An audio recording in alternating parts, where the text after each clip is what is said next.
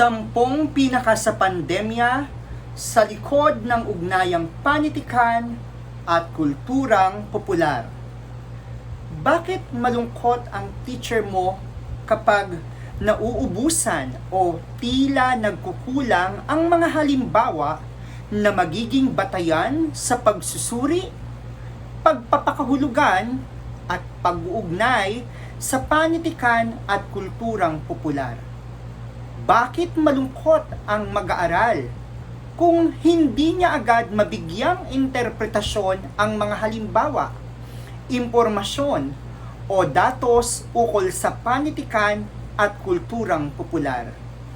Isang hatid na video, hatid ng Antipara Blues ukol sa panimulang pagtalakay sa ugnayan nito ng mga 10 bagay na ipapakilala sa ugnayang panitikan at kulturang popular. Saglit subalit sulit na huntayan, tiyak, tumpak at tatatak na kaalaman.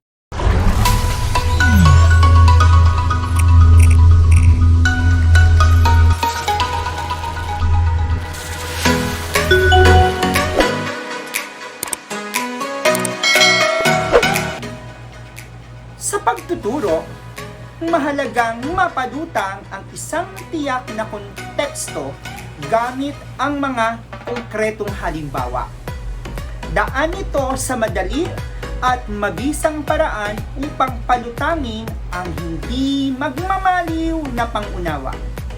Sa pag-unawa sa konsepto ng ugnayang panitikan at kulturang popular, mahalagang ang mga tiyak na halimbawa, ang pagbatayan ng kahulugan o meaning, katuturan o essence, at kabuluhan o relevance. Mahihinuhang ang aralin sa kulturang popular sa ating bansa ay dumaan sa daloy ng kasaysayan bago tuluyang mabigyang linaw sa kasalukuyang panahon. Mula sa orihinal na presensya nito sa aralin pang media at komunikasyon mula sa Europa at Amerika, sa Pilipinas, mas naging lutang ang kulturang popular sa domain ng panitikan na nagtatampok sa mga pangunahing nilalaman nitong iba't ibang ideolohiya at diskurso na nagtatanghal sa maraming konsepto at kaisipan. Mula sa mga tradisyonal patungong liberal na diwat kamalayan hanggang sa karaniwang mukha nito sa mga tunggalian sa pagitan ng hegemonya, kalagayan at uring panlipunan, etnisidad at iba pang salik na nagtatakda ng agwat o distasyang panlipunan batay sa nakasaad na mga pamantayan. Ang agwat na naglalayo, nag-iiba at naghihiwalay ang batayan sa pagbasa at pagsusuri sa kritikal na espasyo ng ugnayang panitikan at kulturang popular. Ito ang gampanin ng makabago at inobatibong pedagohiya upang lubos na makita ang bisa at halaga ng batayang kaalaman na magiging lunsaran ng kasanayan at kahusayan sa pagtatagpo ng panitikan at kulturang popular para sa espasyo ng kritikal na pagsusuri, kadikit ng ating lipunang ginagalawan. Isang gawaing pampagkatuto na maaaring maging proyekto upang palakasin ang pagkakakilanlang Pilipino, kadikit ang lente at bisa ng ugnayang panitikan at kulturang popular, ang 10 pinaka. Sa kahingiang ito, masistemang palulutangin ang 10 pagkakakilanlang Pilipino mula sa pagkain, tao, laro, paniniwala, lugar, kaisipan, at marami pang iba na kakatawan sa kaakuhan, kamalayan, kasaysayan at kalinangang Pilipino. Ikokonteksto ng gawain ang iba't ibang danas sa panahon ng pandemya. Sa ganitong paraan, agad makikita at mapahahalagahan ang mga pangyayaring abot kamay ng karanasan natampok ang lasa ng agwat panlipunan. Ilan sa 10 pinaka sa panahon ng hamon ng pandemya at bagong kadawian o new normal ang mga mungkahing maaaring bigyang halimbawa at lapatan at tapatan ng angkop na pagbasa at pagsusuri. Narito ang sumusunod para sa wika. 10 namayaning salita. 10 tumatak na acronym na may ibang pakahulugan. Para sa pagkain, 10 kakaibang ayudang pamatigutom sa masa. 10 mga nausong pagkain at inumin. Para sa kabuhayan, 10 umusbong na hanap buhay. 10 naging frontliner bukod sa sektor medikal. Para sa libangan, 10 patok na palabas sa Netflix. 10 naging viral at trending sa social media. Para sa mga personalidad, 10 kinilalang modelong pinuno. Mga makabagong lodi, petmalo at werpapul na mamamayan sa pamayanan. At napakarami pang iba.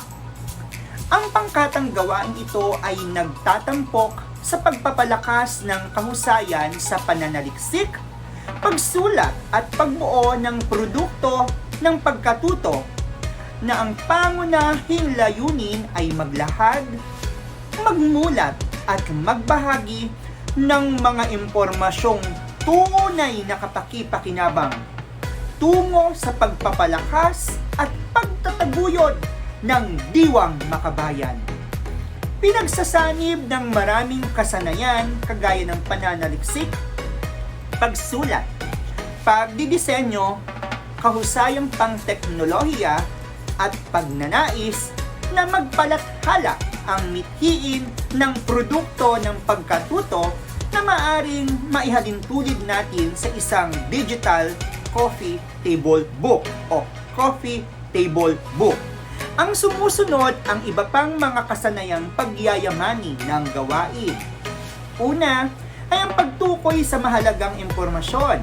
Ikalawa, pagpaplano sa magiging disenyo, daloy at pangkalahatang nilalaman ng produktong pangklase. Pangatlo, pagsasala ng mga impormasyon batay sa napagkasundoang elemento o bahagi ng coffee table book. Ikaapat, pagsasagawa ng mga sayentipikong paraan ng pangangalap ng datos gaya ng survey at panayam. Ikalima, paglalapat ng teknolohiya sa koleksyon, presentasyon at interpretasyon ng impormasyon. At ikaanim, pagpapalakas ng diwang makabayan sa pamamagitan ng masistemang pagtatampok at pagbabahagi sa ating mayamang pagkakakilanlan. Ang 10 pinaka bilang bunga ng gawaing pampagkatuto ay magbibigay ng iba't ibang tiyak na halimbawa upang ilahad, ilarawan, isalaysay ang lipunang Pilipino. Ito ang magbibigay kahulugan sa kung paano mag-isip, kumikilos ang sambayanang Pilipino batay sa pinomenang nararanasan. Mula sa pagpapakahulugan sa kung paano mag-isip at kumilos kalikip ng lipunang ginagalawan, nagbibigay katuturan ito sa iba't ibang lente gaya kung paano dapat harapin ang naging hamon sa mga resulta ng pag-iisip at pagkilos ng mga mamamayan sa aspektong pedagogikal. Malaki ang gampanin ng tuon at tugon sa pagtuturo upang palakasin ang kultura ng pagmamalasakit, pakikipagkapwa, pakikisangkot, pakikialam o mismong pagmamahal sa bayan. Walang saysay ang kahulugan kung hindi ito magbibigay ng realisasyon at impresyon para maging aral at maging gabay para sa pagpapabuti. Kung ang nakitang kahulugan at ay maaring may kakulangan, hindi nagtatapos sa simpleng pagtatala, pag-alaala at pagsusunod-sunod ng 10 pagkakakilanlan mula sa wika, pagkain, hilig, libangan at naging kultura sa panahon ng pandemya.